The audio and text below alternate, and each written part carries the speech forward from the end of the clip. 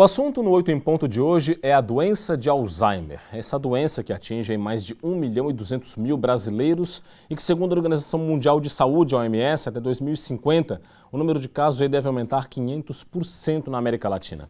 Para falar sobre os problemas que o Alzheimer traz para o doente e para a família, eu converso agora com a psicóloga Anita Bacelar, que é a nossa convidada de hoje aqui no 8 em Ponto. Tudo bem, Anita? Seja bem-vinda. Muito bom dia. Obrigada pelo convite, Rodrigo. Bom dia a todos. Bom, a doença, para a gente entender bem, né, ela ataca, funções intelectuais da pessoa, é isso? Isso.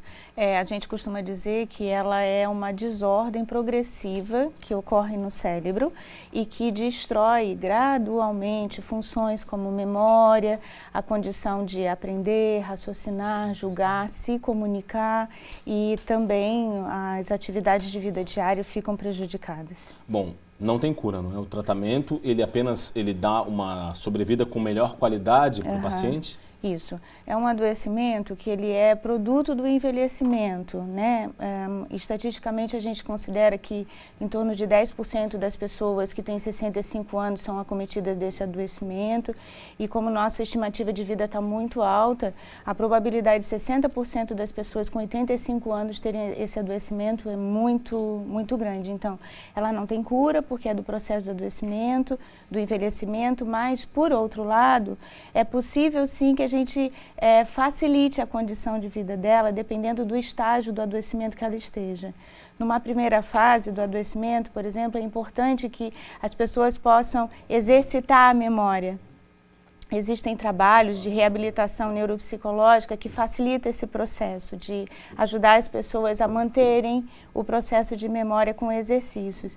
E, além disso, também é possível criar recursos externos, como agendas, caixas de medicamentos sinalizadas, gavetas também distribuídas de forma que a pessoa possa se lembrar toda vez que estiver precisando de algo. Agora, Anita, as dificuldades que o Alzheimer provoca no paciente são muitas e progressivas. Ele começa com um esquecimento mais ou menos de alguma coisa e lá na frente não reconhece quase ninguém, né? Não reconhece mais ninguém. O estágio final do adoecimento é realmente com uma perda geral cognitiva e inclusive das funções motoras. Então, as pessoas no final do Alzheimer ficam mesmo acamadas, não conseguem mais se comunicar, orientação espacial também termina, ou seja, é um processo gradativo que no final a gente identifica a perda geral cognitiva. Bom, e a parte psicológica, né? Recentemente a gente mostrou, né, um caso de 2 idosos aqui em Santa Catarina com 76 anos de idade cada um, que morreram no mesmo dia, no intervalo de poucas horas. Os dois tinham Alzheimer, os dois morreram de pneumonia, casados há muitos anos. É uma coincidência muito grande ou tem alguma relação com a doença? A gente costuma ouvir falar que as pessoas que estão vinculadas emocionalmente por muitos anos, que elas entram num processo depressivo se um do par falece. Isso não vou dizer que está errado, está correto. No entanto, a gente não pode desconsiderar que esse casal, os dois tinham Alzheimer. A doença do Alzheimer, ela tem uma evolução progressiva e estável. Eu não consigo identificar em que momento eles estavam, esses dois estavam no mesmo momento do adoecimento, mas a impressão que me deixou é que sim, os dois foram acometidos do adoecimento quase na mesma época e, portanto, a evolução da doença foi progressiva, semelhante e arrisco dizer que é possível, com uma probabilidade considerável, que o processo do adoecimento final dos dois tenha sido quase no mesmo momento. Anita, e com relação à família? A gente sabe que não é apenas o doente que passa por essa situação difícil. A família também adoece de uma certa maneira, num sentido mais amplo, e precisa se trabalhar para poder oferecer o melhor atendimento para essa pessoa. Sim. Como trabalhar a família? Ok. Eu vou fazer uma relação que pode parecer estranha, mas nossa vida ela é marcada por processo de adaptação, né? Adaptação quando eu começo a vida profissional, quando eu caso, quando eu tenho filho. Quando a gente tem filho, a gente tem que mudar a vida inteirinha, né? Porque eles necessitam da gente integralmente.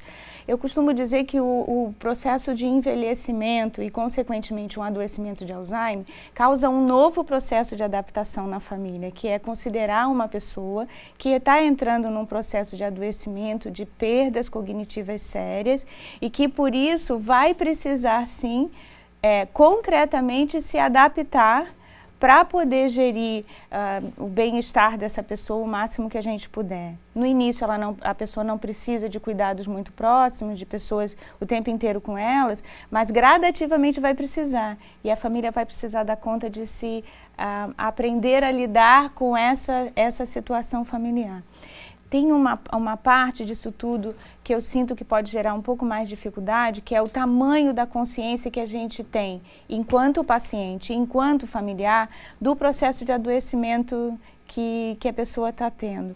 Algumas pessoas têm muita dificuldade de se conscientizar do processo e aí tudo fica muito mais difícil, porque daí a gente espera que a pessoa lembre de tal coisa e desconsidera que ela não vai lembrar. Então, sim, ela vai deixar o fogão aceso. Ela vai esquecer de desligar o chuveiro. Se nós, de alguma forma, tivermos consciência do processo, essa consciência vai facilitar a adaptação e a aceitação.